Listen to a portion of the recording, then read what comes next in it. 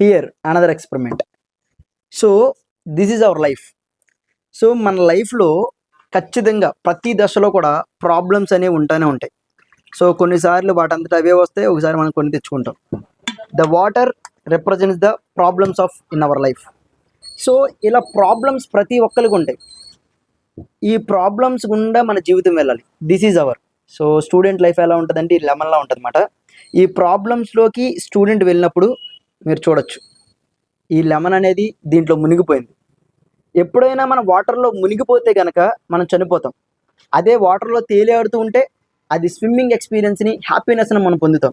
కానీ స్టూడెంట్ ఏమయ్యాడు, ఇక్కడ మునిగిపోయాడు, ప్రాబ్లమ్స్లో ఏం చేయాలో తెలియక.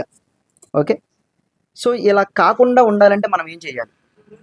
హియర్ ఇది మన ధైర్యం, మనం నేర్చుకున్న మన స్కిల్స్, మీరు చేస్తున్న certification courses, or competitive aptitude reasoning, or మీరు నేర్చుకుంటున్న కమ్యూనికేషన్ స్కిల్స్, ఇవన్నీ గనక ఈ ప్రాబ్లమ్స్ అనే లైఫ్లో యాడప్ అవుతూ ఉన్నాయి అనుకోండి.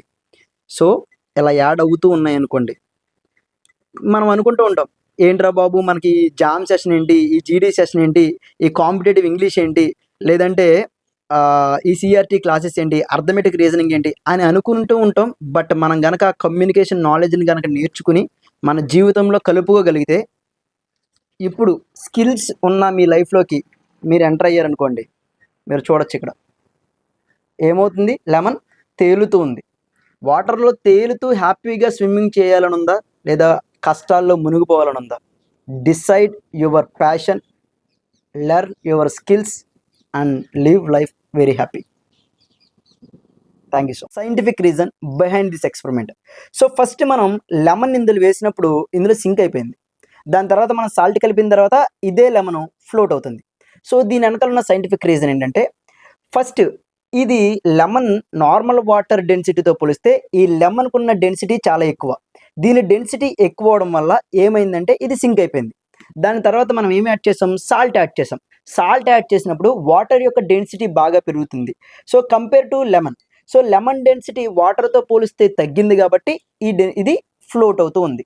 సింపుల్గా చెప్పాలంటే వాటర్ డెన్సిటీ తక్కువ ఉండి ఆబ్జెక్ట్ డెన్సిటీ ఎక్కువ ఉంటే సింక్ అవుతుంది. అదే వాటర్ డెన్సిటీ బాగా ఎక్కువ ఉండి లెమన్ డెన్సిటీ తగ్గితే, లేదా ఆబ్జెక్ట్ డెన్సిటీ తగ్గితే ఫ్లోట్ అవుతుంది. ఇదే మనం డెడ్ సీలో కూడా చూడొచ్చు. మన డెడ్ సీలో మీరు ఏ ఆబ్జెక్ట్ వేసినా ఫ్లోట్ అవుతూ ఉంటుంది. ఎందుకంటే అక్కడ డెడ్ సీలో ఉన్న లిక్విడ్, ఆ వాటర్ ఏదైతే ఉందో చాలా ఎక్కువ డెన్సిటీతో ఉంటుంది. వాటర్ డెన్సిటీ పెరిగింది కాబట్టి ఏ ఆబ్జెక్ట్ అయినా అక్కడ తేలుతూ ఉంటుంది. This is the scientific reason behind this experiment.